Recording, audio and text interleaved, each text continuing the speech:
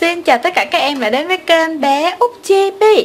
Và video này là video chúng ta sẽ cùng nhau kiểm tra đơn hàng. Đây, bao nhiêu đơn hàng? Đây là của ngày 28 tháng 3 năm 2018 nha. Còn đây chính là nick YouTube đã trúng mini game của ngày hôm qua. Sau khi mà chị xuất hiện thì bạn này mới có đăng cái bình luận này trong vòng 1 phút thôi. Và chị đã có gọi điện nhưng mà không có liên lạc được nha. Enjoy the moment gì nè. Đó, em có gì em liên lạc lại với shop để cho họ tên và địa chỉ để chị gửi quà cho em nha. Vì chị gọi mà bên em không liên lạc được. Và đây là 2 bình hoa chị gửi tặng cho em nè. Đó, rất là xinh luôn nha. Hoa cúc và hoa hồng. Hoa bi ấy, dạng như hoa bi nhỏ màu hồng á. Rất là đáng yêu. Và bây giờ chúng ta sẽ bóc thăm xem đơn hàng nào là đơn hàng may mắn ngày hôm nay nha. Hãy đặt hàng kênh bé Út Chibi. Hãy đăng ký thành viên kênh bé Út Chibi để cùng tham gia mini game mỗi ngày. Rất rồi nè. Xin chúc mừng đơn hàng của Huỳnh Tina. Huỳnh Tina đã trở thành đơn hàng may mắn của ngày hôm nay. Xin chúc mừng em. Và đây sẽ là 2 bình hoa chị gửi tặng cho Huỳnh Tina nha. Còn bây giờ đầu tiên sẽ là đơn hàng của Nguyễn Thị Yến Nhi 302.000 rồi. Và đầu tiên thì Yến Nhi có đặt là một búp bê tiên cá này mấy em. Này, tiên cá tóc đỏ ha, bồng bềnh giống như hoa hồng chưa? Cái váy ánh bạc nè. Đó, và phần đuôi nữa. Rất là đẹp luôn, 150.000 đồng nha. Rồi đến là cái kệ dép nè, 1, 2, 3, 4, 5 ha. Có kệ giày 5 ngăn cho búp bê đựng được rất là nhiều kiểu luôn. Có giày bót để mấy cái ô cao như thế này nha. Đó, giống như là những cái kệ dép bằng sắt vậy đó. Có hoa văn trái tim, hoa hồng, nhìn rất là sang trọng, chắc chắn nữa. Nó có cái gờ lên này để cho dép nó không có bị trôi, bị tuột xuống đó em nha. Cái này chúng ta có thể làm nhiều kệ giày để cho búp bê, mở một cửa hàng giày luôn, hoặc là để đựng giày cho búp bê gọn gàng cũng tốt ha. 38.000. Tiếp theo thì là 4 bịch giày nè, mỗi một bịch là 5.000. Rồi đến là 3 bịch phụ kiện trang sức cho búp bê cũng 5.000 một bịch luôn. Bộ đồ bác sĩ 25.000 ha, được may rất là chắc chắn và cẩn thận đó. Còn đây thì là cái cặp táp 9.000 nha. Cặp táp thì chỉ có màu đỏ thôi, không có màu hồng. Chị lấy cho em màu đỏ nè, 9.000.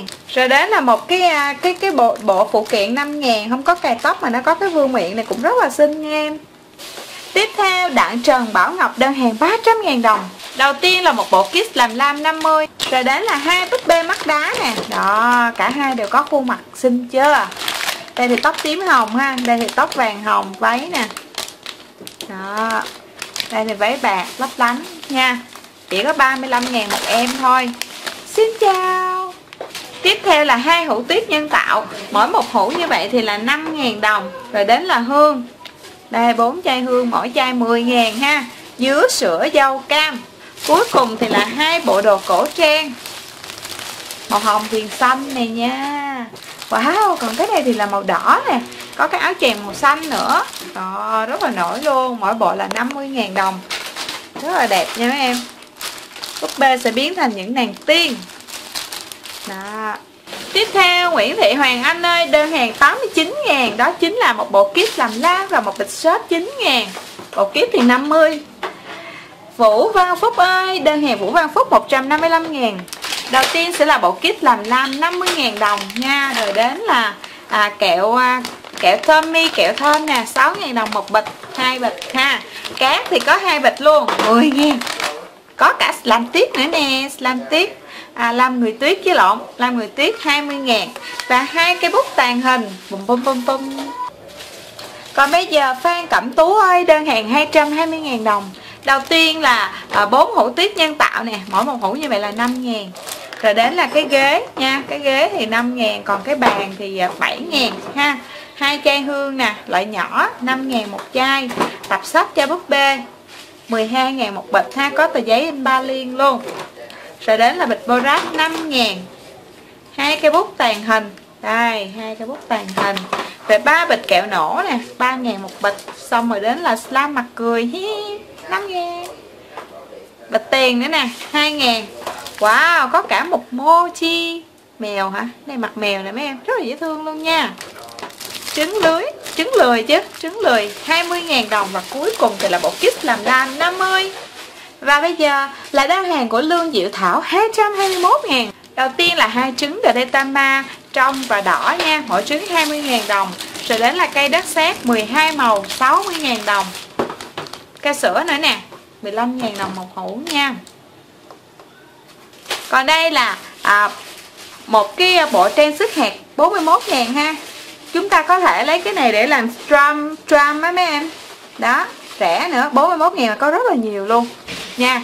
Trái tim, dâu, bướm, cá này, Hello Kitty, bông hoa, sao và những cái viên này nữa, chữ cái luôn nha. Trời ơi, cái này mà mình chơi bỏ vô slam để tìm tên á, rất là hay á nha.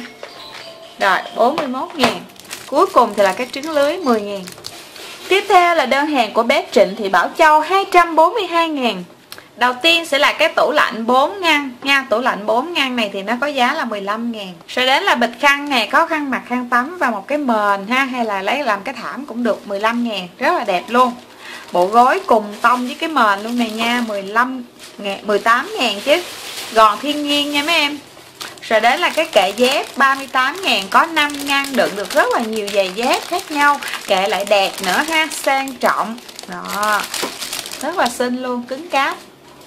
Tiếp theo thì là vỉ giày là 1, 2, 3, 4, 5 1, 2, 3, 4 20 bịch ha, thì là 100.000 đồng với rất là nhiều kiểu luôn nè. Giày dọc nước, giày thể thao rồi, giày ba lê rồi vân vân luôn nha. Tiếp đến là 2 bé nhí nón len nè. Đó, mỗi một bé như vậy là 8.000. Khuôn mặt rất là đáng yêu luôn nha. Đó. Còn bây giờ Nguyễn Ngọc Như Ý ơi, đơn hàng 185.000. Đầu tiên là anh Ken 45.000, tóc thật mà ha. Áo thể thao, quần thể thao. Và anh này đang chơi thể thao trên biển cho nên là không có mang dép nha, 50.000 đồng. Tiếp theo thì là 2 cô nàng mắt đá nè. Đây, tóc vàng hồng và tóc tím hồng ha. Thì váy nè, mặc váy rồi là rất là đẹp luôn, 35.000 đồng một búp bê. Còn đây thì là cái ba lô nha. Ba lô 15.000 đồng, màu da này nha, rất đẹp. Và cuối cùng là vỉ giày 17.000 đồng. Còn đây thì là Võ Ngọc Diễm Quỳnh, đơn hàng 66.000. Gồm có là 4 bịch móng tay nha. Mỗi một cái hộp như vậy thì là 7.000 đồng với những cái hình rất là xinh ha. Có rất xét nhật nữa nè, 5.000 bịch. Tiếp theo Phương Thanh ơi, đơn hàng 130.000 đồng. Wow, gồm một chú cù Galaxy Wixi. Đó, bóp nó rất là lạ nha. Nó khác hẳn với những cái Wixi khác mà chị đã bóp rồi đó. Nó sọp vui lắm nha, 90.000 đồng. Tiếp theo là đơn hàng Lê Lợi Ngọc Trân 68.000. Bùm, gồm có là 4 bịch tuyết nè, mỗi bịch 5.000. Chị nói lộn nha, cái này là 4 Borat, mỗi bịch 5.000. Đây mới là tuyết nè, ta tuyết, mỗi tuyết là 5.000 luôn. Hương này, hương nhỏ cũng 5.000 luôn, 4 chai ha. Tiếp theo, đơn hàng của Lê Thế Vi 233.000. Đầu tiên thì là 9 hũ màu nè. Chúng 9 hũ mùi nữa, 3 dứa, 3 sữa, 3 dâu. Mỗi chai như vậy thì là 10.000 đồng. Rồi đến là 2 tuyết nha, 5.000. Bịch hồ 10.000. Rồi đến keo sữa nè, 2, 4, 6 ha, mỗi một hũ như vậy là 15.000. Tiếp theo đơn hàng của Hà Văn Hoàng 183.000. Rồi, 10 hũ tuyết luôn nè mấy em, mỗi hũ 5.000. Tiếp theo thì là 10 Borat luôn nè, 2, 4, 5, 6, 7, 8, 9, 10 ha, mỗi bịch 5.000. Hương nè, mỗi chai là 5.000, loại nhỏ. Nhũ thì là 20.000 bịch này. Rồi đến là 5 chai màu nè, mỗi chai 2.000. Và tiếp theo là đơn hàng Lâm Khánh Ngọc 47.000. Đầu tiên sẽ là 2 bịch kẹo marshmallow. Đây là vị vani nha. Đây là vị dâu, hình trái tim nè. Đó, mỗi một bịch là 16.000 ha, hạn sử dụng còn rất xa. Và một viên nylon Kobe 2.000 đồng. Tiếp theo, Trần Khải Y Thường, đơn hàng 103.000. Cái tên rất là dễ thương. Đầu tiên là 2 bịch hồ, mỗi bịch là 10.000 nè. Borat thì nó giống như hồ, nhưng mà nó 5.000 thôi và nó không có cái chữ nha, em nhớ nha. 2 bịch đất sét, mỗi bịch là 5.000. Robot, wow, robot này thì là 10.000 đồng một con nè em. Ôi, con robot này lạ ghê ta, 10.000 đồng luôn ha. Cuối cùng thì là một cái trứng lưới 10.000 luôn. Tiếp theo là bé Huỳnh Ngọc Phương Hoài 113.000. Đầu tiên sẽ là bé Khớp. Đây, bé Khớp tóc rất là dài luôn nha, lại được thắt đính nữa nè. Khuôn mặt cũng dễ thương, chỉ có 24.000 đồng thôi, khớp chân khớp gối luôn ha. Rồi đến là hai Wixi heo 18.000, rất là đáng yêu nha. Bô ráp, lộn, cái này là tuyết nha, 2 hũ, mỗi hũ 5.000. Có 2 bịch bô ráp thì 5.000 một bịch. Và bây giờ Nguyễn Anh Yến đơn hàng 130.000 đồng. Đầu tiên sẽ là 4 hũ tuyết nhân tạo mà hũ 5.000. Rồi đến là 4 cái bịch bô ráp nè, 5.000 một bịch. 2 hũ keo sữa 15.000 một hũ nha. Và cuối cùng là hương dứa và hương sữa 10.000 một chai. Tiếp theo là đơn hàng của Võ Thị Mỹ Chi 175.000. Gồm có cái trứng lười 20, bịch ly chai 7up 5.000, bịch cát 10.000 đồng. Rồi đến là cái hộp trang sức hạt. Đây 41.000 ha. Này các em sẽ chơi slam cũng rất là vui luôn đó nha. Rồi bạn cục tác. Đó, gà đẻ trứng 20.000 đồng. Marshmallow dâu 16.000 đồng nha. Cuối cùng thì là cái ba lô nè, vải hoa rất là đẹp nha, 15.000 đồng. Còn có cả 2 slime kim cương nữa, vầng trăng khuyết và cái mặt cười ha, cái hình mặt mèo chứ. Đó, 9.000 đồng một cái slime như thế này nha. Tiếp theo là đơn hàng Nguyễn Quang Minh 85.000. Gồm có là bé búp bê mắt đá 35.000, váy bạc ha, tóc màu hồng đen, rất là xinh luôn. Tiếp theo thì là vỉ giày, đây vỉ giày 17.000. Và tiếp theo đơn hàng Nguyễn Thị Hà Linh 108.000. Đầu tiên là 5 hũ màu nhỏ này, mỗi hũ 2.000. Rồi đến là 5 bịch bô ráp nè, mỗi bịch 5.000. Tuyết thì 3 hũ ha, mỗi hũ cũng 5.000. Và xốp 2 bịch, mỗi bịch 9.000. Và bây giờ là đơn hàng của Nguyễn Hà Phương 100.000 đồng. Đầu tiên sẽ là 6 slime trái cây nha. Đó, 6 slime trái cây thì mỗi một slime như vậy là 5.000 đồng. Và đến là 6 cái mặt cười, đó cũng là slime luôn nha, rất là xinh đẹp luôn, mỗi cái là 5.000 đồng. Cười đủ kiểu luôn. Tiếp theo thì là đơn hàng của Huỳnh Tina 388.000, cũng là đơn hàng may mắn ngày hôm nay. Chị xin chúc mừng Huỳnh Tina, và đây là 2 bình hoa nè, chị gửi tặng cho Tina nha. Đầu tiên sẽ là bộ đồ kimono 60.000 đồng, loại dài nè, may 2 lớp ha, vải nè, rất là đẹp luôn. Rồi đến là bộ kimono dài mà cái loại 50.000 đồng. Đây là kimono dài mà 50.000 đồng ha. Thì nó cũng hơi đó, đây. Để chị sửa soạn lại. Tại cái đai này nó để không ngay chính giữa ha. Rồi đây. Đây là bộ này là bộ 50.000 nha. Bộ này thì là bộ 60.000. Cũng là 2 kimono luôn đó. Bữa nay các em có dịp so sánh này ha. Cũng rất là xinh luôn nha. Tiếp theo thì là bộ bà ba áo hoa quần trắng nè, 30.000 đồng, rất là đẹp. Bộ yếm, đó, yếm trắng và áo phi hồng nè, cũng 35.000 áo. Đó, rồi còn ba với cái này là 35 chứ. Cái này thì là 5.000 ha. 5.000 luôn và 5.000 luôn nha. 2 phụ kiện mới, 1 phụ kiện cũ và 1 phụ kiện nón lượt. Tiếp theo thì là bộ áo dài cách tân. Đó, màu tím và cái này ha, rất là đẹp luôn, 35.000. Cái áo khoác nè, đó, áo khoác búp bê 20.000 đồng. Bộ kimono, cái lọn bộ hanbok, đồ Hàn Quốc đó mấy em ha. Bộ Hàn Quốc này thì là 50.000 đồng. Rồi đến là bộ đồ ngủ cho búp bê thì gồm có bộ đồ dài nè. Bộ đồ dài thì là 30.000. Rồi đến là bộ đồ ngắn. Bộ đồ ngắn thì là 20.000 ha. Như vậy là đơn hàng của Tina đã đủ nha, với rất là nhiều bộ đồ đẹp, giống như là một shop thời trang luôn vậy, đúng không mấy em? Tiếp theo thì là đơn hàng của Nguyễn Thị Thanh Hiền, là mẹ Nguyễn Thị Thanh Hiền tặng cho Betty nha, 562.000. Tiếp theo thì là cái tủ hồng 62. Đầu tiên trong đơn hàng của chị Thanh Hiền tặng cho Betty, đó là cái tủ hồng 62.000. Có cái phần tủ treo đồ nè, cái bàn trang điểm nè, và những cái hộp kéo để đựng giày dép cho búp bê, rất là tiện luôn nha.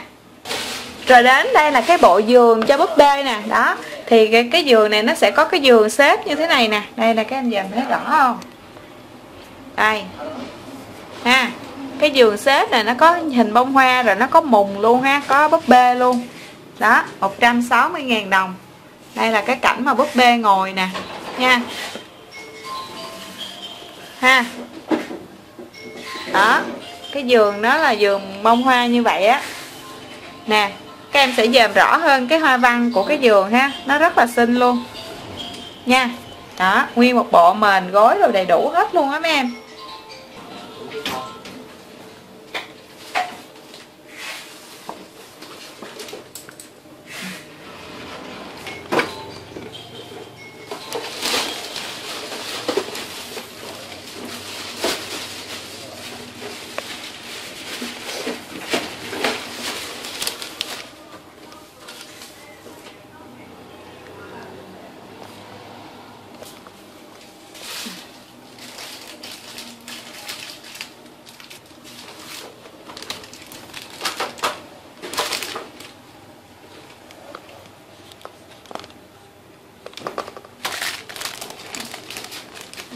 Tiếp theo thì là 3 bịch ly chai nè, mỗi một bịch như vậy là 5.000.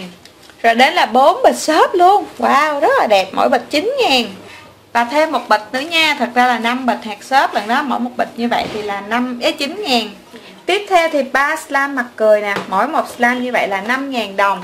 Rồi một bộ kit làm lam 5.000, 50.000 chứ.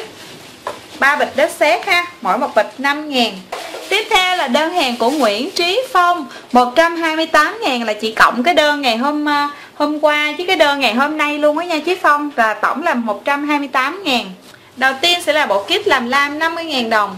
Rồi đến là 3 cái stam gấu loại lớn nè. Đó, loại lớn nha, mỗi cái là 9.000. Một cái hũ tuyết nhân tạo 5.000 đồng. Rồi tiếp theo thì là 3 bịch kẹo Tommy nè. Đó, mỗi một bịch như vậy là 6.000 đồng, rất là ngon nha. Và đó chính là cái đơn hàng ngày hôm qua em đặt. Còn ngày hôm nay em đặt này chị dồn vô luôn. Đó là 3 bịch cát ha, mỗi bịch 10.000, như vậy đỡ tốn tiền ship hơn đó nha Trí Phong. Rồi đến là 2 bịch borat nè, mỗi bịch 10.000. Và thêm một bịch tuyết nữa ha, thêm một hũ tuyết nữa 5.000 đồng. Như vậy thì đơn hàng của Trí Phong cũng đã kết thúc video kiểm hàng ngày hôm nay. Chị xin cảm ơn tất cả các em đã đồng hành cùng với chị trong video kiểm tra đơn hàng của ngày 28 tây tháng 3. Và bây giờ sẽ là phần câu hỏi mini game dành cho tất cả các em thành viên kênh Béo TV thân mến. Câu hỏi dành cho các em đó là các em hãy bình luận những cái mẫu vẽ của chị vừa rồi á, mà cái mẫu nào mà em thích nha. Bình luận cái mẫu vẽ các em thích kèm theo cái số điện thoại của mấy em, và đơn hàng nào cái bình luận nào là bình luận sau cùng thì sẽ là bình luận may mắn, trùng khớp, coi như là hữu duyên gặp với chị, cho nên là sẽ trúng mini game ha. Còn bây giờ thì bye bye và hẹn gặp lại các bạn ở video sau.